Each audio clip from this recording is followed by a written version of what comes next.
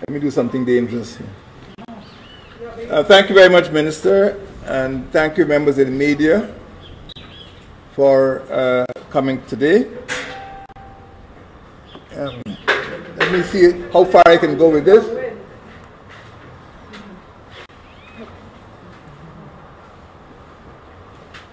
This morning, I had the opportunity to meet the chairman of the Election Commission and members of the commission over the Arthur Chung Conference Center. I was very happy to see the count or the recount taking place at various stations. And I received some comments about the pace of that recount. I was also able to meet members of the CARICOM team who also made some remarks about the work that they are doing here in Guyana. As you know, throughout 2019, and definitely since the 2nd of March, I've made it clear that my government will continue to abide by the Constitution. It will respect the rulings of the court. It will await the declaration of the Elections Commission. And most recently, particularly after the elections, we will rely on the role of the Caribbean community in the recount process. That's what I call the 4 C's: the Constitution, the courts, the Commission, and CARICOM. I'm very confident in CARICOM's ability and integrity. And I just like to repeat what the ambassador of Barbados to Washington said, that CARICOM is the most legitimate interlocutor on the Guyana situation. I'm inspired by that remark, and I share the sentiment that CARICOM is the most legitimate interlocutor on the Guyana situation. CARICOM was here before, as you know, and CARICOM is a reliable partner in our development. And they are as concerned and as competent as anyone else to do what they've been invited here to do. I invited 5 prime ministers: Barbados, Grenada, Dominica, St. Vincent and the Grenadines, and Trinidad and Tobago. And I'm obliged to work with the CARICOM team to ensure that we provide a satisfactory outcome to the challenges which were made to the elections of 2nd of March. So I'm very happy to be here at the Arthur Chung Center and to be across here to meet with members of the media. Some issues have been raised with me, and to the extent that I have the influence, because I cannot intrude, the chairman of CARICOM was present, and we expect that some of the concerns which were raised will be dealt with by the Commission in its own authority. So this is all I would like to say now about the election process. We would like to bring the process to a speedy conclusion, but a correct conclusion, so that the people of Guyana can be satisfied with the outcome. Whatever happens, we have learned that there are changes which need to be made in the Guyana electoral system, so that never again should the people of Guyana have to wait this length of time to hear the results of the elections which were held on a particular day, on the 2nd of March 2020. It's much too long, and I believe that, given the circumstances, the measures which have been put in place will bring the process to a satisfactory conclusion. And that is all I'd like to say by way of my opening remarks, and I'd just like to invite any. Thank you very much, Mr. President. I see Julia Johnson. Take it off. Mr.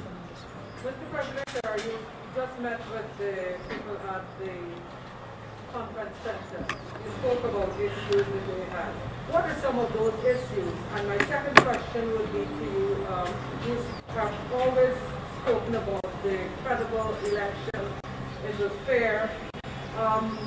Given what has been coming out of the conference center, the observations made by especially your party representatives, would you still determine, or would you still say that those elections, the elections of March 2nd, were credible? Or are we talking just the process? I would say that the elections were well managed and were orderly. Whether the results are credible is to be determined. And that is the job of the Elections Commission. They were conducted in an orderly environment, and they were free of violence until I think the 5th or 6th of March. Some incidents, particularly in Bad Settlement and in other places in West Beach, where school children were injured. But on the 2nd of March, the reports were that the elections were conducted in a peaceful and orderly manner. It would be premature for anybody to say whether the results as of 2nd of March were credible.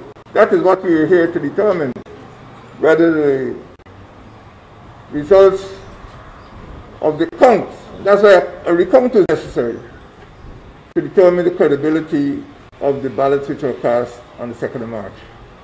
Please go ahead. No, please go ahead and identify yourself. My first question, you did. No, oh, sorry. Go ahead, Julian. My first question has to do with the issues coming out of the conference center when you met with the parties that GECOM and your CARICOM people. The issues were raised with me in confidence, and it was a privileged group, and it would be unacceptable for me to respond to that unless the chairman herself and the commissioners were given the opportunity to hear those issues and to deliberate. I don't want to preempt her decisions, but I would say that two particular issues were raised, and the chairman will address those issues in the fullness of time. They are not issues which at this point in time should be subject of public debate until and unless the commissioners themselves have had a chance to speak. Julia, can I ask us to go to Iva? I know she's had a question. I just need a clarification on the Mr. President. I know you went there as the president, but you're also head of the health ordinance that you proclaimed the other day. I know you delegated responsibility to Minister of Health. Were you speaking with the GECOM? I know they have issues about increasing the workstation. Were you speaking to them in that capacity as the person who made the proclamation, the health ordinance proclamation? Oh, there's no serious. She's trying to find out if you were, as president and head of the task force ultimatum, if you were speaking to the person at the convention center. At the conference center, sorry, about that particular matter, extension of workstation. And the issues of extending the workstation, health implications. No, that is not an issue. The public health issue is not one of the issues that came up. Even as nothing about the NCTF task force came up,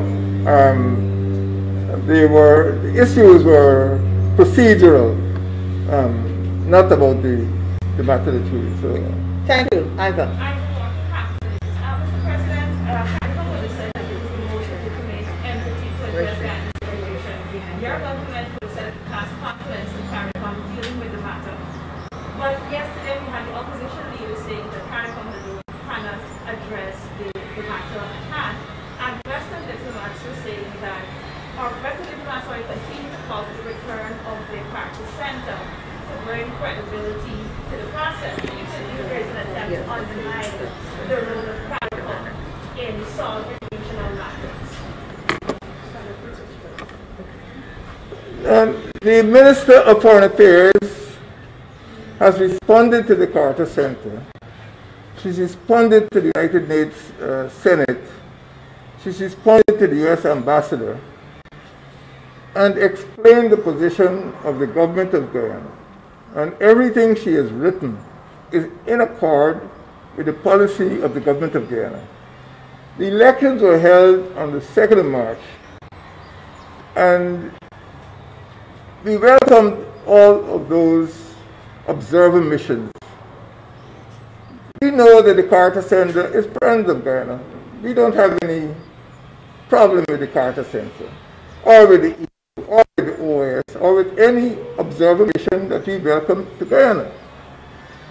But since the 2nd of March, the public health situation has changed drastically all around the world.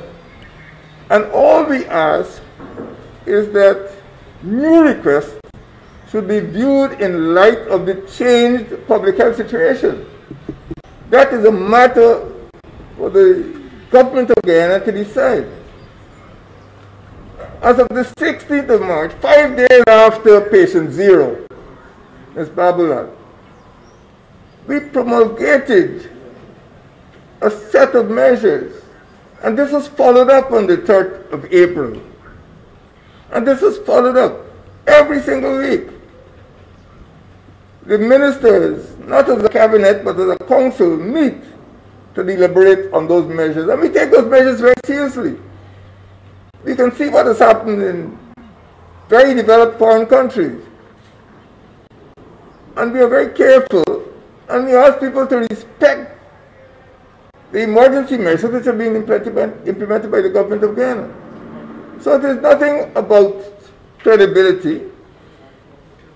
The CARICOM team is competent. And I am very confident that the work that they will do is up to international standards. And I don't disparage the CARICOM team. I'm not dismissive of their efforts. I went to a lot of trouble. I hosted the Prime Ministers of Barbados, Dominica, Grenada, St. Vincent, and Trinidad. And I would like to see that mission succeed. So that is where we stand. What the Minister of Foreign Affairs has written and spoken is government policy. And I would like people to respect what he has done and abide by the measures which the government of Guyana has implemented. Every week, we have enhanced our counter-COVID measures. We have introduced something called the REAP, Regional Entrepreneurial Agriculture Program. We've introduced a program to speed up agro-processing. We've been dealing with the education problem, getting children back to school. Every single area, public security, we've been dealing with public infrastructure, social protection. Every single minister is involved in the counter-COVID campaign, not just the task force. We take it very seriously. We ask other countries to take our efforts seriously. Starbuck News and then Chronicle. Marcel Thomas from the Starbuck News. Sir, you emphasize credibility and that the final declaration comes from GECOM and it's their authority. I want to know if GECOM finds that these elections were not credible, yet your party is declared a winner. Would you accept that winning, or would you go for new elections?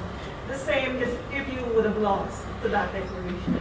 I cannot answer that question. The Election Commission is a constitutional authority, and I am doing everything possible to ensure that constitutional authority could discharge its functions. I cannot speculate about an outcome which I am not aware of.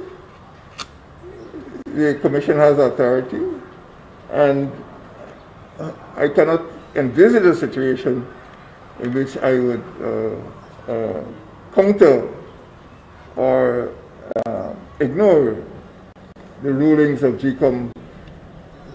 A minute ago I said I abide by those 4 C's and the declaration of GECOM. As you well know, within hours of 2nd of March, people were saying all sorts of things.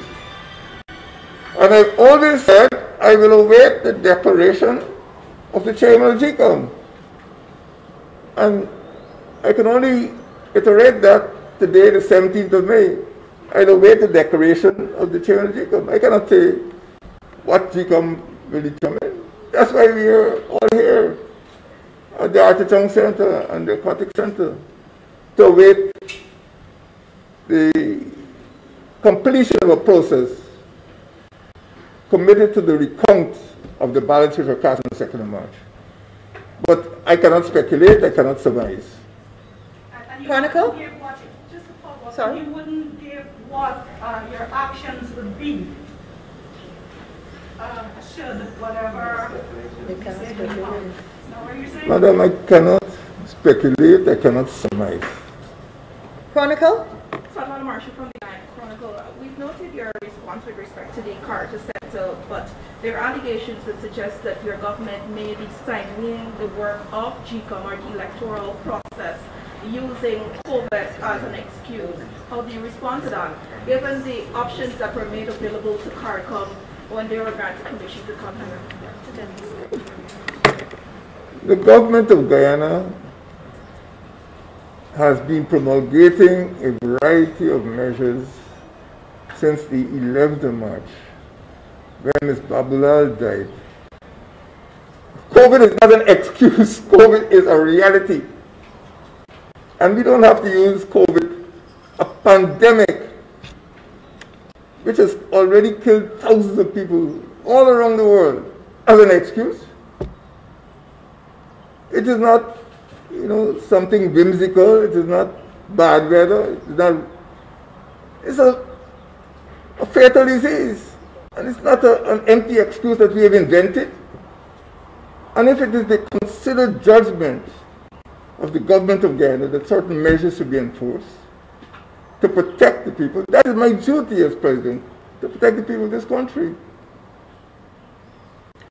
I don't understand that any country in the world could use COVID as an excuse. COVID is the worst public health crisis for 100 years. That's not an excuse. So we have 2 final questions, Demerara Wave and then Kacho News. Mr. President, that was Demerara Wave from Southwest. Sir, to what extent would your coalition accept the results coming out of the recount as the results to declare the winner of the elections? Thank you for the question, Demerara Wave. I'd like to iterate that whatever declaration is made by the chairman of the Election Commission would be regarded as legitimate by the coalition government.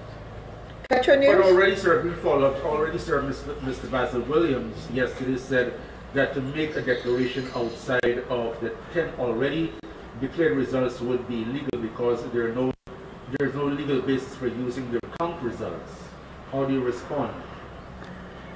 As President of Guyana and leader of the government, it is my policy that any declaration coming from the chairman of GECOM will be accepted by the government of Guyana. I speak for the government of Guyana. Kacho News. Mr. President, given what you've just said, would you say that there will be no formal challenge legally perhaps to this recount process? And are you still maintaining that your party has won the election? My friend, I can only iterate what I told Demerara Waves a few seconds ago, that whatever declaration comes out of the chairman of the Election Commission would be regarded as legitimate and in accordance with the Constitution. Thank you very much, members of the media. Special thank you for your patience this morning. And thank you. Thank you. Have a good day.